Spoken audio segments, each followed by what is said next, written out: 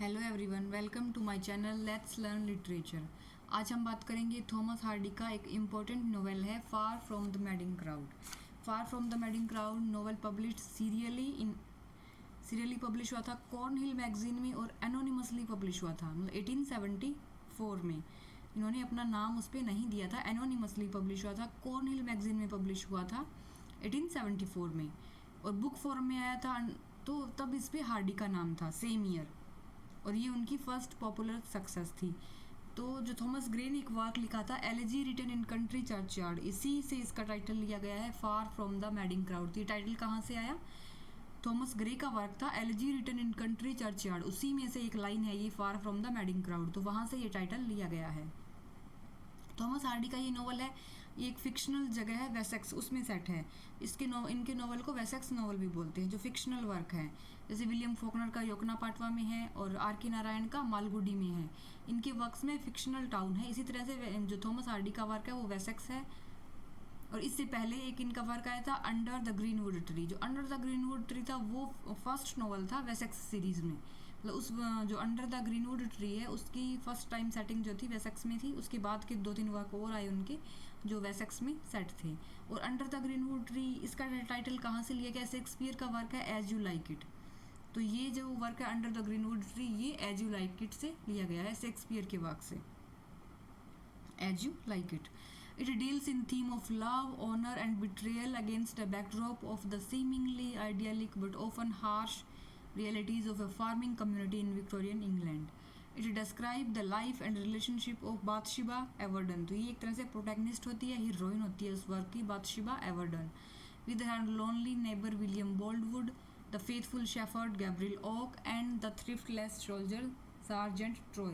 ये 3 लड़के होते हैं, विलियम बोल्डवुड, गैब्रियल ओक और सार्जेंट ट्रॉय। तीनों ही बाथशिबा को पसंद करते हैं और चाहते हैं कि हमारी शादी इसके साथ हो जाए।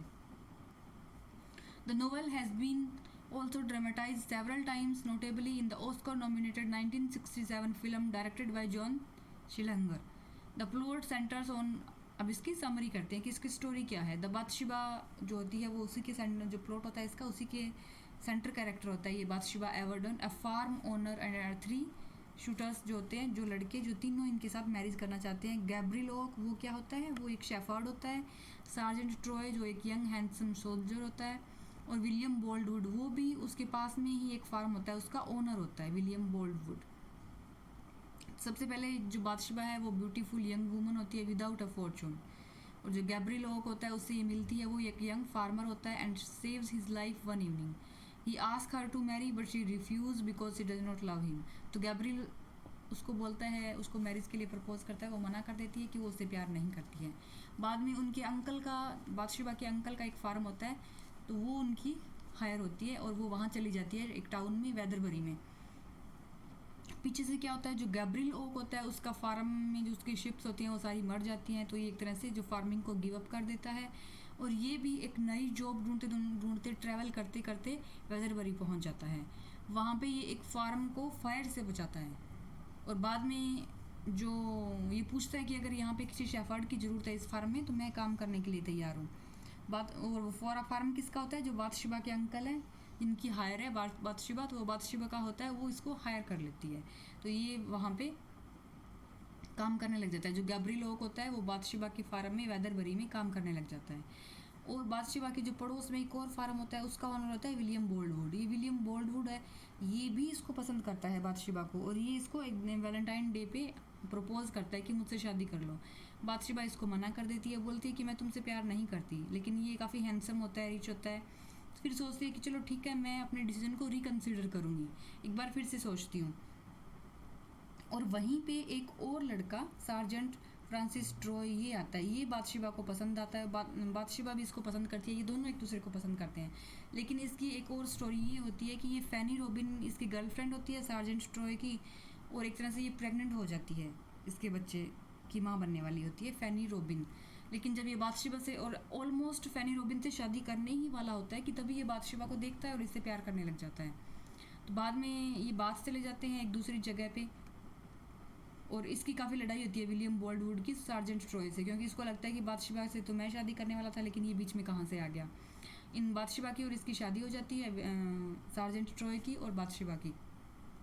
बाद में काफ़ी टाइम बाद जब सार्जेंट ट्रॉय को पता चलता है कि फैनी रॉबिन की डेथ हो गई है और उसका जो बच्चा है उसका बर्थ हो गया है, तो ये एक तरह से काफ़ी गिल्टी फील करता है और शेम से वहाँ से भाग जाता है। और बादशिबा को भी पता चल जाता है कि जो फैनी रॉबिन के बच्चे का जो फादर है वो सार्जेंट ट्रॉय है। ये भी बहुत परेशान हो जाती है, बहुत ख़राब लगता है इसको। और बाद में इनको ऐसे लगता है कि जैसे ये भाग गया सार्जेंट ट्रॉय तो ये डूब के मर गया। ये सब यही मानते हैं कि सभी की जो सार्जेंट ट्रॉय है उसकी डेथ हो गई है। अब बचा विलियम बोल्डवुड। विलियम बोल्डवुड को अब एक और अच्छा मौका मिलता है कि चलो अब बादशिबा से मैं फिर से रीट्राई करता हूँ मैरिज के लिए। तो ये एक दिन क्रिसमस पार्टी रखता है और वहाँ पे बादशिबा को प्रपोज करता है कि शादी करने के लिए, और ये इसके प्रपोजल को एक्सेप्ट कर लेती है। लेकिन उससे पहले जो सार्जेंट ट्रॉय है वो मरता नहीं है, वो वापस आ जाता है, बादशिबा को एक फेयर में देखता है और ये सोचता है कि चलो मैं वापस से बादशिबा के पास चला जाता हूँ। जब ये विलियम बोल्डवुड बादशिबा को प्रपोज कर रहा होता है तो वहाँ पे ये आ जाता है और बोलता है कि ये मेरी वाइफ है।